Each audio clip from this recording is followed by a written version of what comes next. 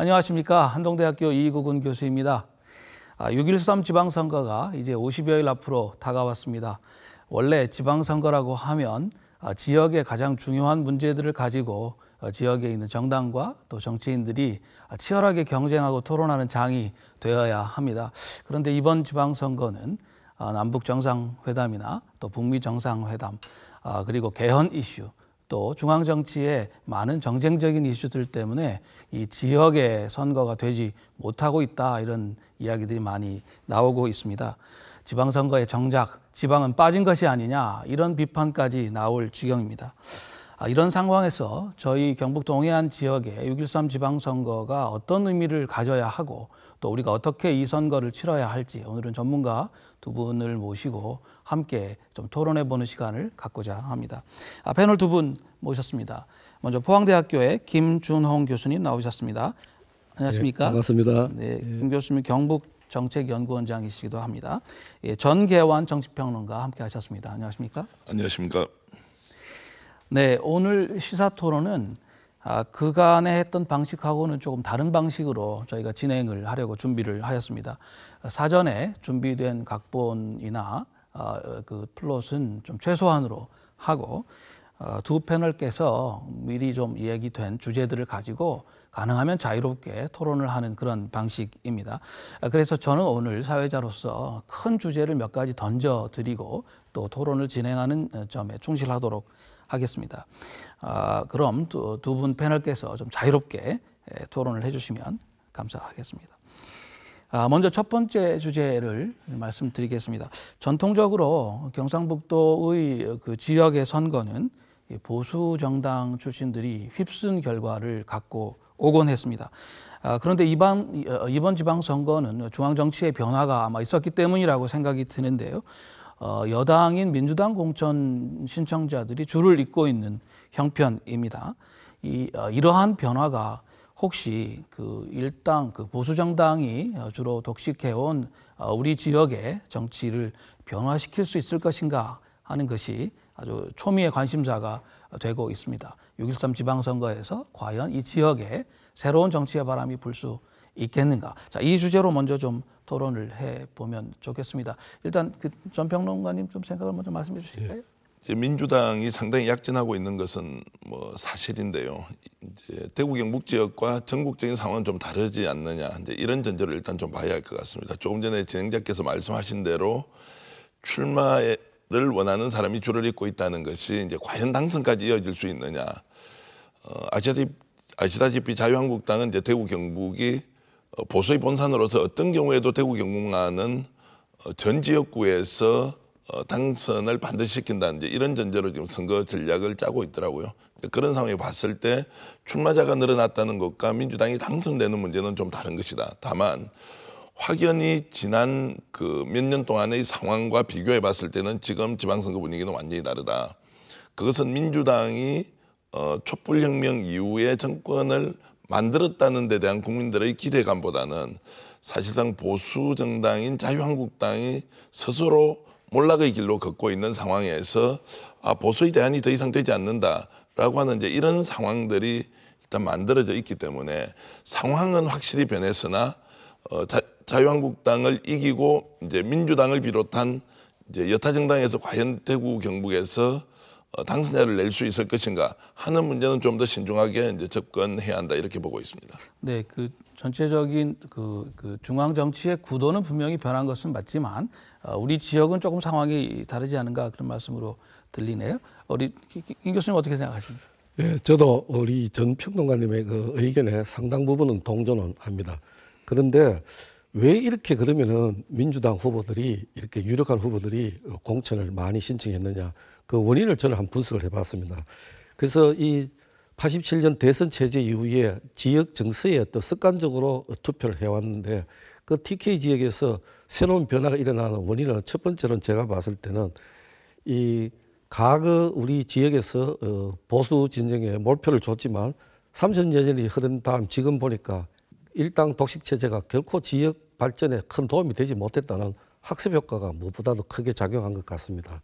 그래서 소위 말하는 서울 TK들이 선거 때만 내려와서 어떤 자기의 권력적인 지위만 누리고 끝나면은 오히려 TK를 본산을 버리고 갖는 그런 행태가 반복되다 보니까 이제 좀 유권자들이 주관화된 시각으로 보는 것이 아니라 객관화된 시각으로 보기 시작했다는 큰 변화가 있습니다. 그 두 번째는 이 자유한국당이 지금 시민들의 이 대구 경북 사람들 만나면 정서적으로는 공감을 하는데 뭔가 불안정하다, 뭔가 내부의 모습이 좀 아름답지 못하고 이러한 그게 지역 주민들한테 어떤 그 신망감을 못 주는 그런 행태를 보여왔기 때문에 반사적으로 그것을 받는 그 빈틈을 민주당 후보자들이 이제 그 어느 때보다도 당선 기대감이 높기 때문에 지금 유력한 후보들이 많이 이제 출마했다고 합니다.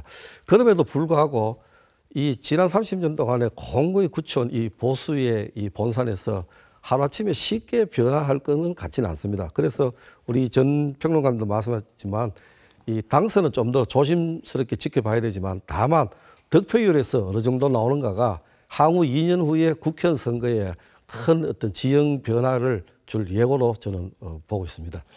지역에 따라서 뭐 차이는 좀 있겠지만 저는 현재 그 포항시장만 하더라도 제가 언론에 보도된 이제 대체적인 지지율을 보니까 과거와는 확연히 이제 다르게 지지율 격차가 한 10%포인트 전후로 이렇게 돼 있는 걸로 봐서는 민주당 후보가 당선될 가능성이 없다고 이렇게 전제하는 것은 좀 아닌 것 같고요.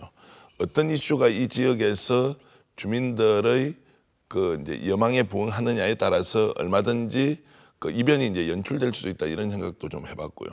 또 기초의원의 지역구에 따라서는 후보 경쟁력이 상당히 있는 사람이 오히려 그 인물의 강점을 내세우고 또 그런 상황에서 자유한국당 후보가 갖고 있는 약점들이 좀 부각되는 상황이면 이변이 일어나서 기초의원은 오히려 당선 가능성이 더 높아질 수도 있다 이제 이렇게 보고요. 전반적으로는 전체적인 그 일종의 성패에서는 자유한국당이 확실히 우세하겠지만 어쨌든 지역에 따라서 또는 지역구에 따라서 기초단체장도 상당히 선전을 하면서 이제 뒤집을 수도 있다 뭐 이런 생각을 저는 하고 있습니다. 네. 예. 우리 포항 같은 경우에도 제가 과거 쭉 지방선거 6대 5대 4대를 보면은 득표율에서 당시에는 뭐 이 새누리당이고 또 어쨌든 보수당의 표를 보면은 유력한 무소속 후보가 나왔느냐 안 나에 따라 가지고 득표율의 차이가 좀 있었습니다. 그래서 유력한 무소속 후보가 없을 때는 한 60%에서 70%까지 나왔고 유력한 무소속 후보 있을 때는 한 뭐 40% 후반까지도 됐고 이랬습니다. 그래서 어떤 지역 정세에 입각해서 투표하는 것도 있지만 말씀하신 대로 지금은 상당히 인물론에서 굉장히 중점을 두고 있습니다. 과연 지금 후보자들이 지역의 주민들의 어떤 기대치에 맞게 했느냐 또 앞으로 이분들이 우리 지역 발전에 어느 정도 역할을 할까 비전 제시라든지 이런 것을 냉철히 분석하는 그런 것이 지금은 SNS라든지 젊은이 사이에 자기의 이익과 관계되기 때문에 공약에 대해서 과거보다는 상당히 어떤 면밀히 보는 그런 기류가 있고 저도 전체적으로 봐서는 아직 우리 대구 경북에서 민주당 후보가 당선된다는 것은 꿈은 아니고 이미 우리 지난 그 국회의원 선거에서 대구에서 김부겸 당선자고 홍일학 후보는 무소속으로 해가 당은 그쪽이지만 됐는 그런 예도 있고 전라도에서 이제 순천에서 이정현 후보가 됐다. 그래서 이런 지역 구도가 조금씩 아주 미약하지만 변화가 오기 시작했다는 측면에서는 그 후보의 경쟁력에 따라서는 변화가 올 수 있다고도 저는 봅니다. 제가 조금 초점을 한 두 가지만 좀 가지고 질문을 드리고 싶은데요. 우리 김 교수님 하신 말씀 중에 서울 TK하고 이 지역에 있는 TK 사이에 뭔가 이제 정치적인 이해관계라든지 관점의 차이가 좀 부각되어야 되는 것이 아닌가. 또 그동안의 선거나 선거 이후의 여러 가지 행태들에서 그런 학습 효과가 있지 않은가 하는 그 포인트가 있었는데 전 평론가님 이 점은 어떻게 생각하십니까? 이제 보수 정치의 위기, 보수 정당의 위기, 자유한국당의 위기는 이제 기본적으로 자신들이 집토끼라고 생각했던 대구, 경북, 부산, 경남에 대해서 좀 냉정하게 말씀드리면 매우 패권적으로 해왔죠. 뭐 지역에 있는 좋은 인재를 발굴해서 이 사람을 키워서 지역의 자원뿐만이 아니라 전국적인 자원으로 키우는 것이 아니라 사실상 지역을 떠나 있고 수십 년간 서울에서 생활한 사람이 태어난 것이 지역이라는 이유로 낙하선을 꽂았지 않습니까? 그러면서 지역 주민들은 선택의 폭이 없으니까 어쩔 수 없이 따라갔고, 이것이 이제 1년, 2년도 아니고 10년, 20년, 30년 동안 지속되다 보니까 야 정말 이것은 아닌데라고 우려와 걱정, 비판을 하면서도 동시에 이 사람을 대체할 만한 또 정치 세력이 존재하지 않다 보니까 어쩔 수 없이 따라갔다. 그러나 이런 악순환 구조가 이제 계속되다 보니까 결국 이래서는 우리 지역의 발전과 전혀 관계없이 오히려 중앙 TK가 지역의 정치를 장악하고 그들의 논리대로 지역을 끌고 가니까 지역의 존재감이 더욱더 없어진다는 이제 문제의식들이 일단 생긴 것이고요. 그런 것들이 지금 저는 보수정치, 자유한국당 정치의 위기의 원인 중에서 매우 중요하게 이제 다루어야 할 것으로 보고요. 다만 이런 이제 문제의식을 가지고 유권자들이 쳐다보면서도 여기에 대체할 만한 정치 세력이나 정치적 인물들이 좀 등장하면서 치열하게 경합을 벌여야 하는데, 안타깝게도 이제 과거는 이제 야당이지 않습니까? 개혁 야당. 지금은 이제 집권 여당이지만 실제로 지역에서는 여당보다는 야당 역할을 할 수밖에 없는 민주당의 경우에 인재 양성 또는 인재 발굴과 관련된 부분에 소홀하다 보니까 또 대체할 수 없는 그런 현실적 한계, 이제 이런 것들이 섞여 있으면서 조금씩 변화하고 있는 것 아니냐. 그래서 저는 포항에서 현직 시장과 민주당 후보가 격돌을 벌이지만 어쨌든 민주당 후보도 좀 더 전열을 가다듬고 적극적으로 나서서 이번 기회에 뭔가 돌파를 해야 되겠다는 좀 확신을 줄 필요가 있는 것 아니냐, 이런 생각을 좀 하고 있습니다. 어떻게 생각하십니까? 예, 포항의 경우도 과거에 YS 정권 시에 어떤 낙하산 인사가 나왔을 때 그때 당시 여당이 안 된 적이 있습니다. 그래서 포항 시민들도 나름대로 제가 돌이켜보면은 어떤 그 지역의 발전이라든지 어떤 중앙 정치가 너무 지역의 어떤 이 정치를 컨트롤한다는 생각할 때 그 반발 심리도 상당히 있습니다. 왜 그런가 하면은 이 포항에는 이 원래부터 있는 토착민들, 이 포항시 성격할 때 68년도 당시에 한 7만 명 정도 이분들 있지만 그 후에 이 포스코가 발전하고 산업과학기술연구소라든지 포스텍이 들어오면서 외부의 고급 인력들이 많이 들어왔습니다. 이분들의 성향은 이 우리 지역 정치 논리하고에 그렇게 따르지를 않습니다. 그래서 항상 개표에 보면은 남구 쪽에서 보면은 야당표가 꾸준히 많이 나오고 있는 그런 형편이거든요. 그래서 이번에도 어떤 누가 이 아젠다 선점을 잘하고 어떻게 이 지금 포항이 상당히 지진 후에 어떤 포항 전체가 디스카운트 됐다는 소리가 지역의 각종 그 경제계분도 시작해가지고 자영업자들 또 모든 여론이 이 포항이 경제적으로 너무 어려웠다는 이런 이야기를 쏟고 있는데 네. 이 문제 해결을 누가 가장 잘할 수 있느냐, 또 누가 가장 잘 정확하게 주민들의 욕구를 명쾌하게 설명해 줄 수 있느냐, 이러한 것이 주민들 눈에 보일 때에 선거에서 큰 영향을 주리라고 저는 생각을 하고 있습니다. 지금 말씀하신 그 지역 선거의 쟁점, 예. 또 쟁점화되어야 될 것은 저희가 이제 요 다음에 좀 다루기로 하겠고요. 예. 김 교수님께 좀 질문드리고 싶은 것이 아까 말씀하신데 지역 지배 정당이 좀 혁신하고 변화해야 된다. 예. 특별히 요전 정권에서 여러 가지 이제 문제가 있었기 때문에 이번 선거를 맞이하는 우리 지역의 이 지배 정당이라고 할 수 있는 자유한국당의 내부적인 혁신이 과연 충분한지, 또 그 유권자들에게 그것이 어느 정도로 받아들여지고 있다고 생각하시는지 좀 말씀해 주실 수 있으신가요? 제가 볼 때는 지금 이 지역의 독주하고 있는 그 보수 우리 그 지금 야당이죠. 야당은 지난 30년간 어쨌든 간에 본인들은 부인할지 몰라도 지역 정서에 의존해서 정치를 한 것은 분명합니다. 그런데 30년이 지나서 우리 전국적인 시각에서 보면은 대구 경북이 상당히 낙후된 곳이 많습니다. 그러니까 과연 이곳이 정권을 그렇게 오랫동안 잡은 지역이 맞는가에 대한 의문점이 항상 이 대구 경북 사람들 속에는 들었죠. 과거에는 그런 것이 묻혔습니다. 또 지역 언론이라든지 지식인들이 그냥 좋은 게 좋다, 우리끼리 그냥 조용히 뭐 국가 발전을 위해서 대구 경북이 오히려 지역에 많이 요구하지 말자는 어떤 그러한 지역적인 논리로 묻어버리는데, 지금 젊은이들은 그렇지 않습니다. 자기가 친구도 있고 SNS라든지 타 지역에 많이 가보면은 우리가 왜 이렇지? 우리가 이렇게 밀어줬는데.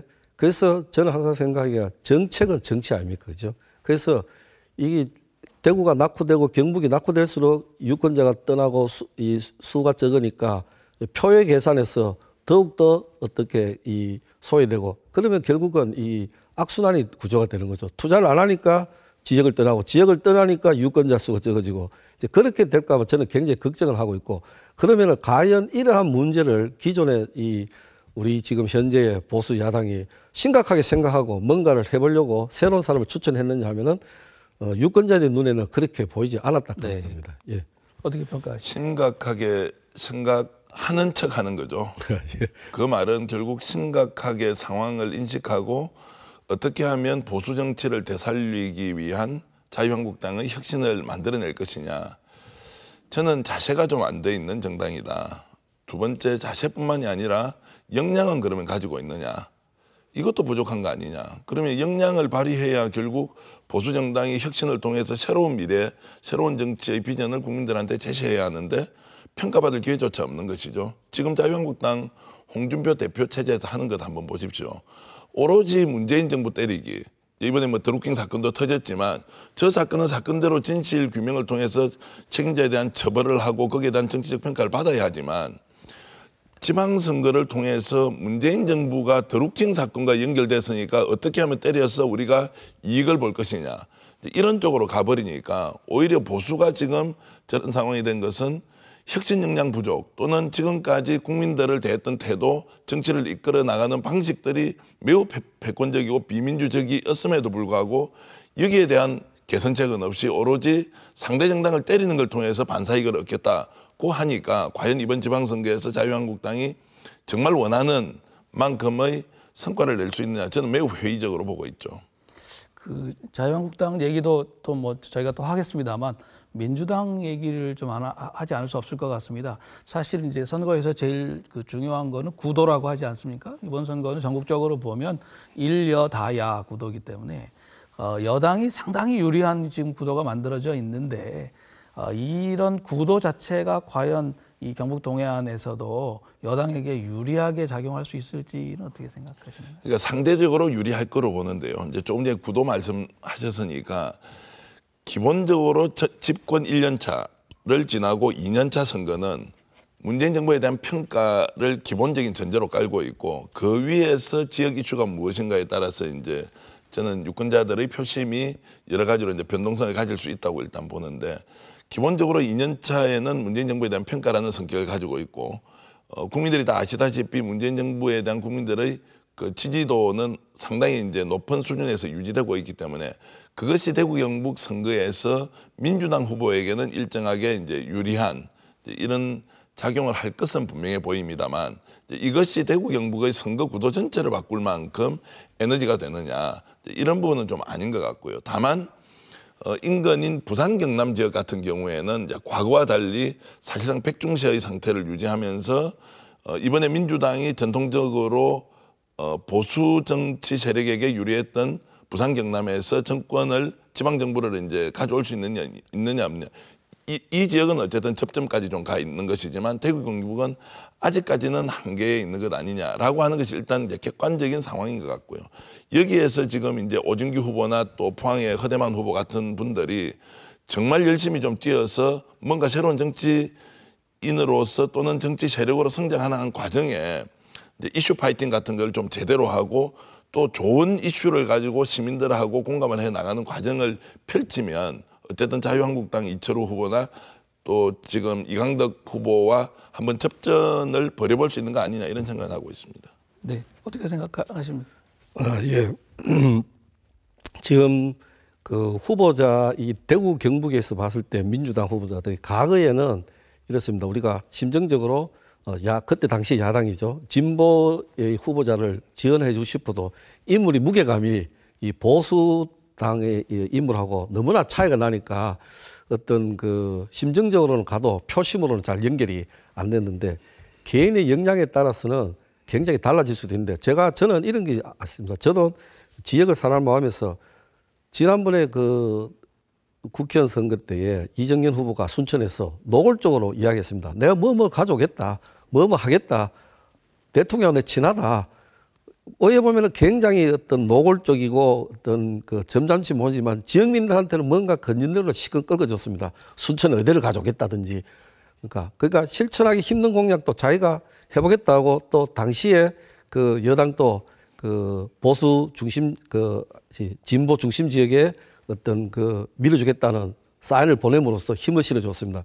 그래서 여기도 만약 민주당 후보가 그냥 이때까지는 그 진입 장벽을 너무 높기 때문에 치열한 그 제가 봤을 때는 선거는 없었습니다. 근데 현재의 그 여당 후보가 이 진보 후보가 나와서 지역 발전을 위해서 내가 과감하게 뭐뭐를 하겠다고 이슈화를 계속 시키고 했을 때는 상당히 어떤 충격을 줄 수 있는데 다만 그것이 당선으로 이어진 데 대해서는 상당히 아직까지도 좀 요원한데 변화는 분명히 있습니다. 그런데 더 중요한 거는 이런 변화 자체가 중요한 것이 아니고 보수당이나 진보당에서 누가 먼저 이 변화를 캐치하고 수용하고 빨리 거기에 변화한 그 정책을 아젠다를 발굴하느냐에 따라 가지고 이 지역의 정치 지형은 2, 3년 내에 크게 바뀔 수도 있습니다. 그래서 대구가 이 굉장히 보수적이라 하지만 바뀔 때는 한꺼번에 또 확 바뀔 수도 있는 그런 어떤 임계점이 아닌가 이번 선거가 저는 그렇게 예측을 하고 있습니다. 제가 이제 포항 정치 현황 또는 예. 이제 경북 동해안 지역의 이제 정치적 지형 이런 걸 보면 사실 유권자라는 쪽에 제가 서 있으면 매우 참담할 것이다. 어쨌든 포항에서 배출한 이명박 대통령이 지금 구속되었고 또 대통령의 친형이 감옥에 들락날락한 것이 몇 번이지 않습니까? 그러면서 수십 년 동안 이 지역을 사실상 통치를 해왔는데 그 통치자를 만드는데 가장 큰 기여를 한 사람이 이 지역 유권자인데 또 그 정당의 후예들인 자유한국당이 여기 와서 다시 정치를 하고 기회를 주십시오. 문재인 정부 심판하겠습니다라고 하는데 표심을 던져주고 있는 이제 이 상황. 이런 것들을 이제 유권자들이 어떻게 좀 이해하고 가야 할 것인가.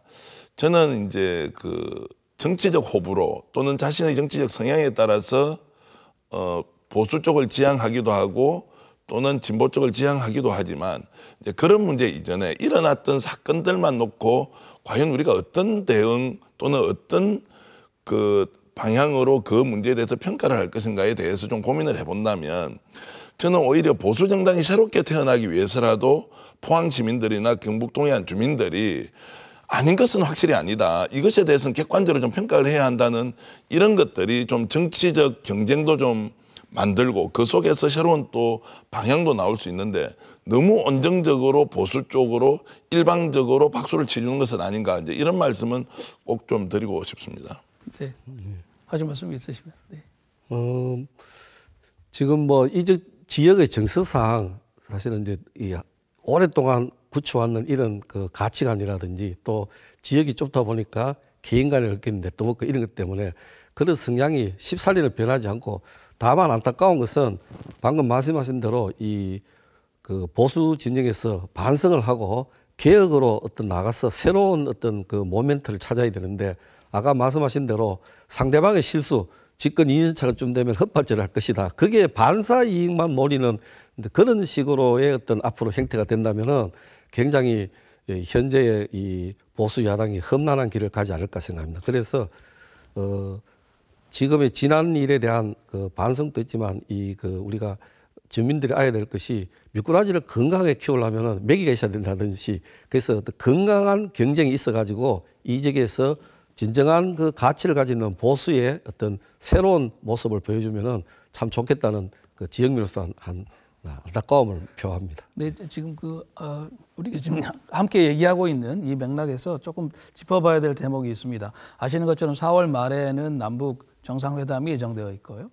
5월 말이 될지 6월 초가 될지 아직 좀 결정이 안 되고 있는 것 같습니다만은 이 북미 정상회담도 또 이제 지금 준비가 되고 있고 경우에 따라서는 이 남북하고 중국, 미국 다 함께하는 정상회담이 있을 수도 있다고 합니다. 이것이 이제 지금 보도되는 바로는 지난 한 70년 동안 이 또 동북아시아를 지배했던 체제 자체가 변화하는 것일 수도 있다 이렇게 이제 얘기가 되고 있는데 이러한 변화가 지방선거를 앞두고 정말 가시화된다면 그것이 우리 지역의 표심이나 아니면은 정치 세력 간의 어떤 변화에 영향을 줄 수 있겠는지 준다면 어떤 방식으로 영향을 미치게 될지 좀 뭐 어떤 식으로는 저는 큰 영향이 있을 거라고 봅니다. 지금 문재인 정부가 기대하는 대로 남북 정상회담도 성공하고 또 북미 정상회담이 성공해서 한반도의 평화정착이라는 역사적 줄기가 바뀌는 상황이면 당연히 문재인 정부에 대한 국민들의 평가가 아주 후하지 않겠습니까? 그런 과정에서 지방선거가 치러지면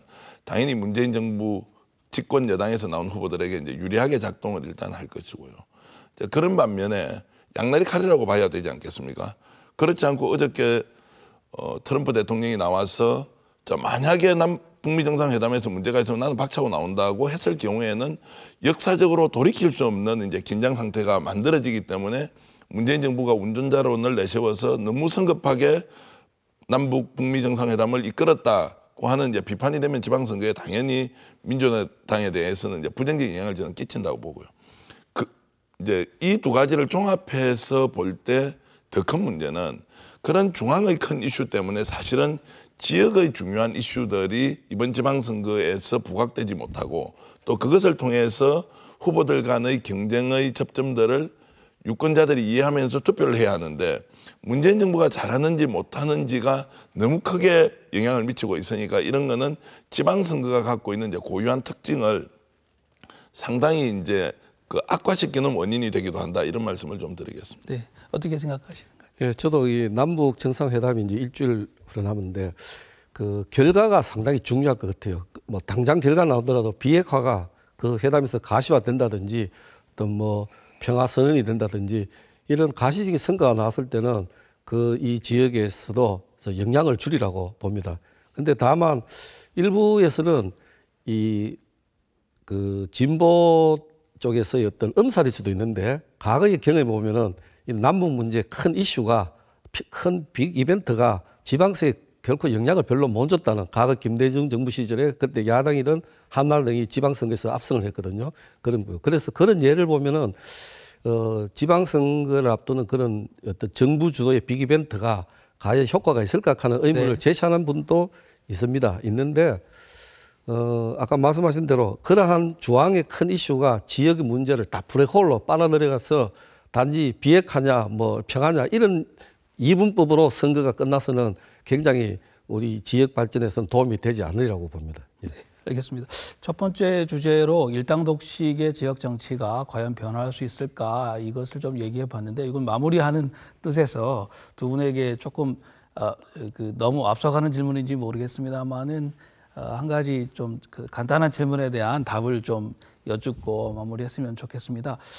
이번 지방선거를 통해서 그동안 이 지역을 지배해온 그 보수 특정 정당 외에 다른 정당에서 과연 기초단체장 중에 한 석이라도 당선자를 배출할 수 있을지 또는 기초의회에 유효한 의석을 확보할 수 있겠는지 이렇게 이제 좀 단도직입적으로 질문을 드린다면 어떻게 전망? 저는 뭐 둘 다 가능성이 있다고 보고요. 대구 경북 전체로 보면 기초단체장 한두 석이 나올 수도 있다.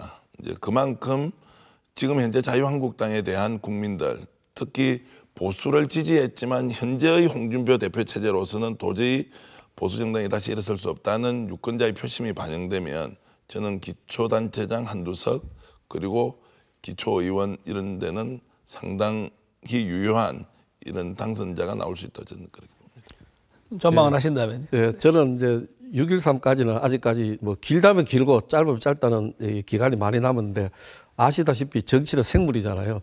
그 중간에 어떤 변수가 또 생길지 모르는데 현재로 예를 봐서는 득표율에서는 상당히 우리 진보 여당이 약진을 하리라 봅니다. 그런데 기초단체장에서는 아직까지 어떤 이슈가 나올지 모르는데 현재로 봐서는 위협할 정도는 돼도 당선권에 들어가기는 현재 상황은 어렵다 보고 다만 지역의회는 진출이 많이 되리라고 예상을 합니다. 네, 알겠습니다.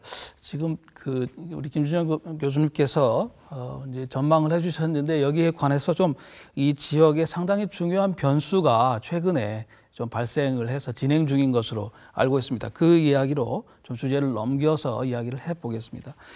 자유한국당 공천에서 이번에 지금 탈락을 하셨거나 또는 탈락 위기에 있는 분들 가운데 3선에 도전하고 있는 기초자치단체장들이 여러분들이 있는 것 같습니다. 이분들이 이제 어떤 선택을 하느냐, 그대로 그 당의 결정에 승복을 하느냐, 아니면 일부에서 지금 보도가 되고 있는 것처럼 탈당을 해서 무소속으로 출마를 하면 어떻게 되느냐. 사실 이 문제는 경북 동해안이나 경상북도의 문제이기도 하지만 지금 홍준표 대표 체제에 반발을 하고 있는 여러 지역에서 좀 벌어지고 있는 현상인 것 같습니다. 만약에 이렇게 될 경우에는 그 일여다야 구도가 더 그 야당 입장에서는 좀 어려워지는 상황이 되지 않는가 싶은데요. 아주 그 구체적으로 말씀을 좀 여쭤보자면 이 3선에 도전하는 기초자치단체장들이 현직 그 시장이나 군수들이 만약에 무소속으로라도 출마를 강행할 경우에는 이번 선거의 변수가 될 거라고 생각하시는가요? 예, 삼성 공천 배제 그 기준은 당사자들 입장이나 지지자들 입장에서는 이성적으로 수용하기가 상당히 힘들 것입니다. 그럼에도 불구하고 우리 경북에 아마 네 군데 그 지역단체장들이 아마 무소속으로 출마한다고 선언을 한 상태고 두 분은 이제 관망 중인데, 과거의 전통적인 어떤 우리 이런 선거 예를 보면은 탈당해서 무소속으로 나왔을 경우에 시간이 흐르고 선거가 고조되면은 과거의 체제는 어떤 양당 구도로 가게 되면은 무소속 후보가 굉장히 이슈에 묻힐 수가 있고, 또 어떤 현재 집권 여당 견제놀이라든지 그 다음에 이제 이 공당의 어떤 조직력을 동원하면은 시간이 갈수록 좀 설당이 약해진다. 다만 이분들이 재선을 하는 동안에 그 지역에서 정말로 어마어마한 혁혁한 공을 세웠다든지 지역 발전에 굉장히 탁월한 능력을 발휘했다든지 이럴 경우에는 굉장히 위협이 될 수가 있다고 봅니다. 그래서 인물론에 굉장히 영향을 많이 주는데, 지역에 따라서는 유권자 수가 아주 적은 지역에 있어서는 아마 그 재선하는 단체장이 무소속으로 나와도 기존의 인간관계라든지 여러 가지 네트워크에서 본인이 무난한 어떤 그 행정을 펼쳤으면 될 가능성도 있다고 보는데, 전체로 봐서는 무소속 후보들이 시간이 갈수록 약진하는 데는 한계가 있다고 저는 봅니다. 네. 예. 어떻게 저는 뭐 가장 큰 변수가 될 수 있다고 일단 봅니다. 개인적으로는 저는 12년 동안 특정 지역의 단체장이 그 긴 시간 동안을 특정 지역을 대표한다는 것에 대해서 저는 반대하고요. 사실 8년도 좀 긴 것 아니냐. 요즘 같은 이렇게 급속하게 세상이 바뀌는데 오히려 새로운 물이 들어와서 새로운 뭔가를 시도하고 실천하는 게 더 중요하다. 일단 뭐 사견은 있습니다만 어찌됐든 3선 정도 출마하겠다고 마음먹었던 분이라면 지역에서 상당 기반이 있으니까 자유한국당에서 삼성 공천 배제를 하고 정치 신인을 내세워서 경쟁을 시켰을 때 이 두 사람의 경쟁도 경쟁이지만 이 사이에 있는 이제 그 지금 제일 그 이제 여당 집권 여당이죠. 여당 후보들이 이제 상대적으로 유리하기 때문에 그 구도 안에서 이제 상당히 영향력을 행사할 수도 있다. 포항만 놓고 보더라도 현재 무소속 후보가 확정된 건 아니지만 어쨌든 자유한국당 후보와 민주당 후보가 있는 상황에서 전임 시장이 만약에 무소속 후보로 나오겠다고 할 경우에 아무래도 성향적으로 보면 지금 자유한국당 후보의 표를 갉아먹고 또는 그분이 오히려 선전을 해서 당선이 될 가능성도 있기 때문에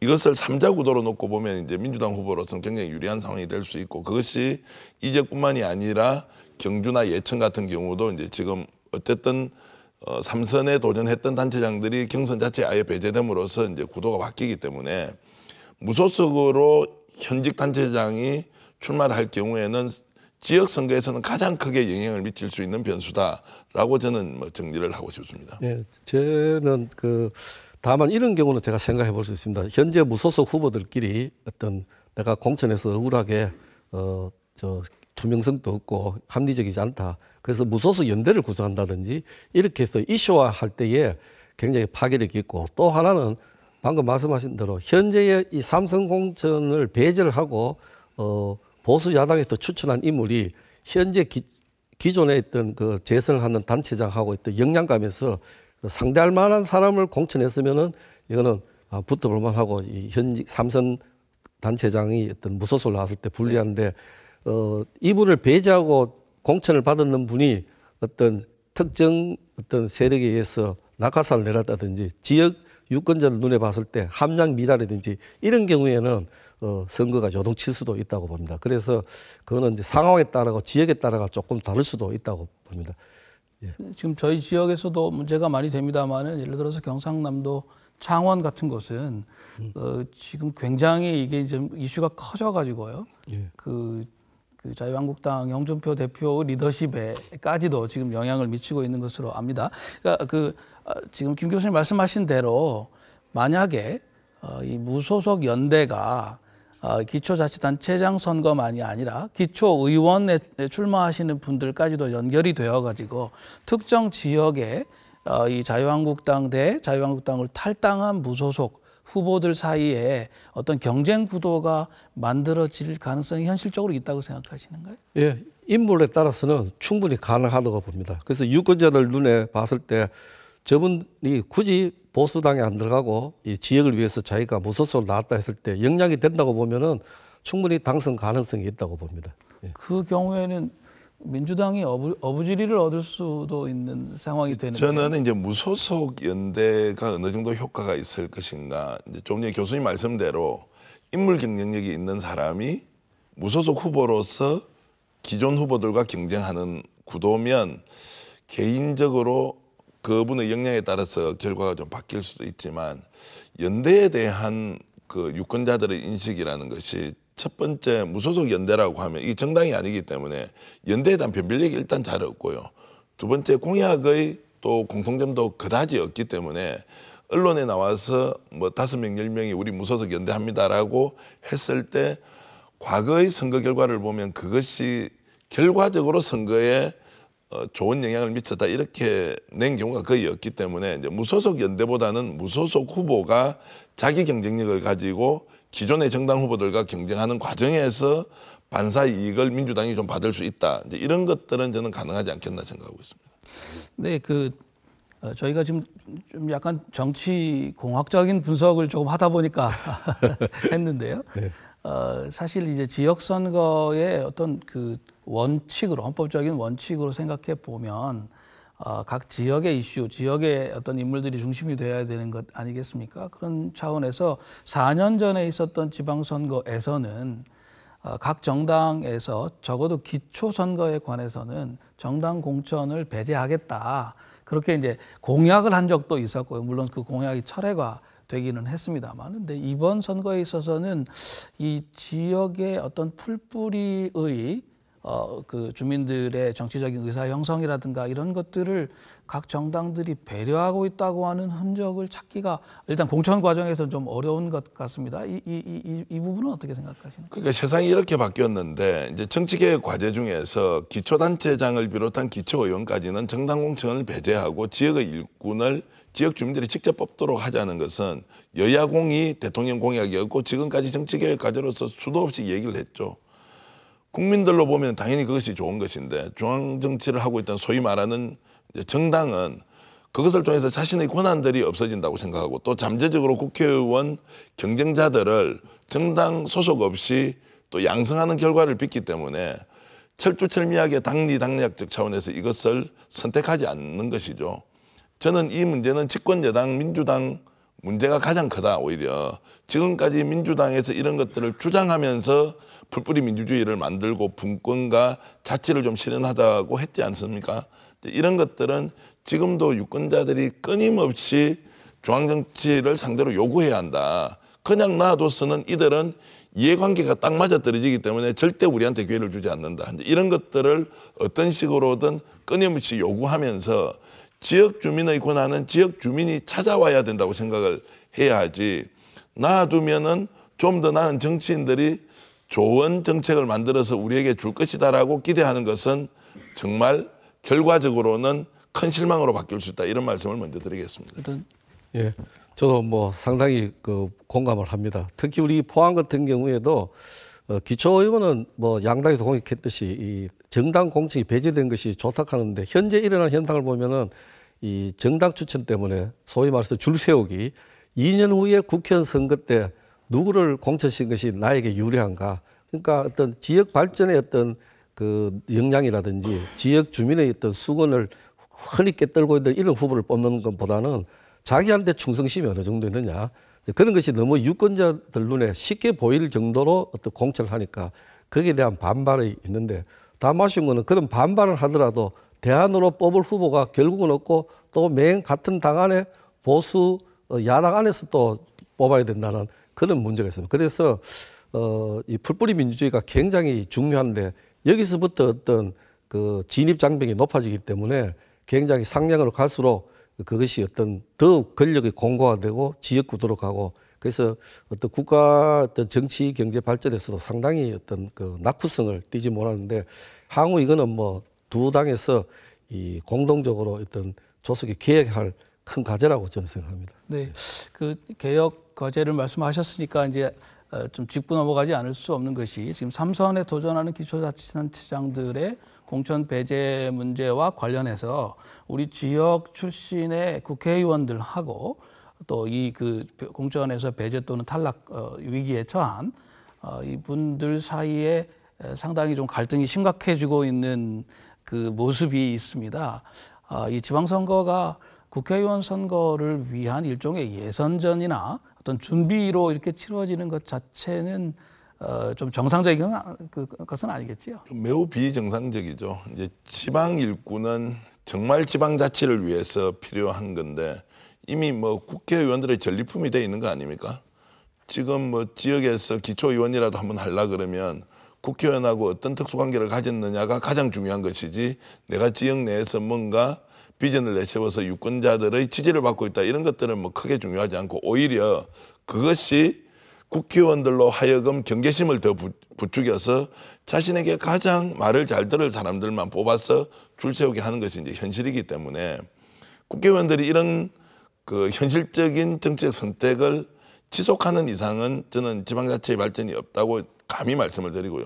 그렇다면 이런 것들이 그 중앙정당, 민주당이나 자유한국당 차원에서 국회 내에서 뭔가 논의를 하면서 중앙에 예속되는 지방이 아니라 지방은 지방대로 경쟁력을 가지면서 중앙과 함께 발전하는 이런 구도를 만드는 데는 지속적으로 노력해야 하고, 사실 그 앵커분이시나 우리 교수님이 정말 지식인들이 이런 것들을 좀 적극적으로 나서서 중앙정부에 계속 제기를 하고 그들이 바꾸도록 해야 한다, 이제 이런 생각을 저는 하고 있고요. 하나만 좀 덧붙이자면 이제 이런 문제에 대해서 우리는 늘 유권자들을 존경하고 존중하고 또 심지어 대통령도 나와서 국민 여러분 사랑합니다 이렇게 외치지 않습니까? 물론 저도 국민 중의 한 사람이지만 국민도 좀 지혜로워야 한다. 무조건 내가 유권자로서 권한만 가지고 있는 것이 아니라 이런 문제를 보면은 국민들이 직접 나서서 내가 이 문제를 어떻게 해결할 것인지를 강하게 성토하고 그 결과가 나올 때까지 시민운동이 되든 국민운동이 되든 요구를 해야 우리가 좀 더 나은 정치적 환경을 만들 수 있는 것이지, 정치인들에게 맡기거나 대통령한테 맡겨서는 결코 좋은 정치가 될 수 없다는 점을, 이런 상황들을 보고 유권자들도 좀 심각하게 인식해야 한다, 이런 말씀을 좀 드리고 싶습니다. 가들 의견이실 것 같아요. 예, 저도 뭐 동감하고, 특별히 뭐 거기서 뭐 우리 저 전평론가께서 다 말씀해 주셔가지고 덧붙지는 않고, 아까 말씀드린 지역 언론 역할이든지 우리 이제 지역의 지식인들이 역할에 대해서는 상당히 심각하다. 그래서 우리 대구 경북 특히 이제 이 좀 이제 주제에서 벗어나지만 지역의 어떤 지식인들 이제 기득권들이 과연 지역의 문제에 자기가 의견을 표출하고 어떤 굉장히 변화에 대해서 노력을 했나 하는 부분에 대해서는 반성한 부분이고, 앞으로는 그런 것들은 이제 지역에 다들 참여는 아니지만 어떤 좀 더 지금보다는 훨씬 더 관심을 가지고 적극적 의사 표시를 해주시고, 또 정치권에서도 그런 좀 쓴소리라도 받아서 어떤 좀이라도 변하려는 그런 모습을 보여주면 좋겠습니다. 네, 우리 김 교수님께서 경북 정책연구원장이시기 때문에 또 이 말씀도 하신 걸로 이해를 하고요.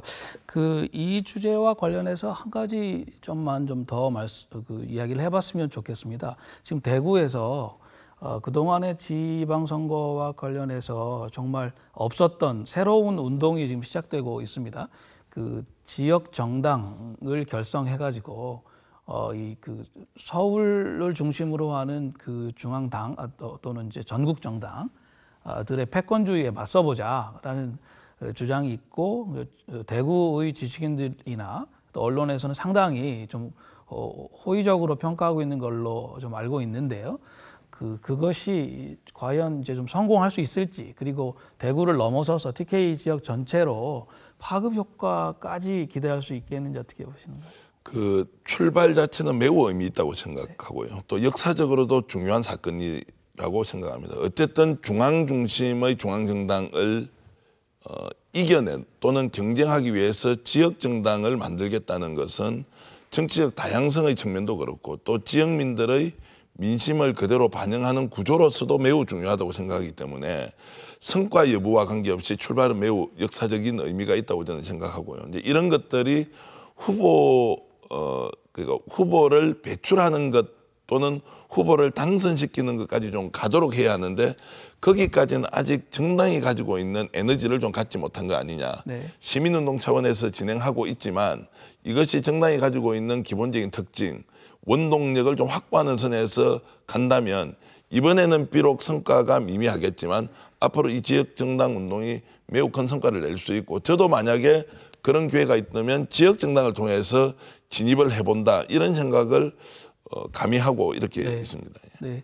그 새로운 대구를 열자는 사람들 이름이 그렇습니다. 그래서 약자가 새대열 이렇게 지금 하고 있는데 이제 시작하는 단계인데 어떻게 될지는 좀 귀추가 주목되는 점이 있습니다. 저희가 그 새로운 포맷으로 지금 토론을 하다가 보니까요. 진행을 하면서 저도 지금 깜짝 놀랐는데 시간이 거의 다 되어 버렸습니다. 그래서 저희가 준비한 다른 주제들을 많이 토론하기가 좀 어려운 상황이 되었습니다. 제가 좀 진행이 서툴러서 죄송하고요. 우리 패널 선생님들께서 못다 하신 말씀, 우리 이 지역의 지방선거에 관해서 좀 이것은 당부하고 싶다 하시는 말씀이 있으시면 간단히 좀 해주시면 좋겠습니다. 우리 김 교수님도 먼저 하시죠. 예. 지금 이제 우리 대구 경북이 현안이 많이 있습니다. 그런 것이 이제 지역의 눈높이에서 주민들 눈높이에서 과연 어떤 정치의 어떤 그 주체자들이 정말로 치열하게 대구 경북을 해서 해왔느냐 하는 데 대해서는 상당히 의문이 갈 수밖에 뿐입니다. 그래서 지역 언론에서 기존의 어떤 이 공약이라든지 이것이 어느 정도 진행됐고 지역의 그 핫 이슈가 뭔지 이런 것들을 아주 정리만 잘해줘도 유권자들이 판단하는데 큰 도움이 되리라 보고 제가 한 가지 이 공약에 대해서 꼭 하고 싶은 이야기는 이제 뭐 사회복지라든지 교육 이런 거는 전국적으로 비슷하게 하겠지만 지역의 특색에 따른 어떤 발전 성장 동력을 찾을 때 이 보면 우리가 산업이 세 가지를 볼 수 있는데 할 수 있는 산업하고 하고 싶은 산업하고 해야 되는 산업이 있습니다.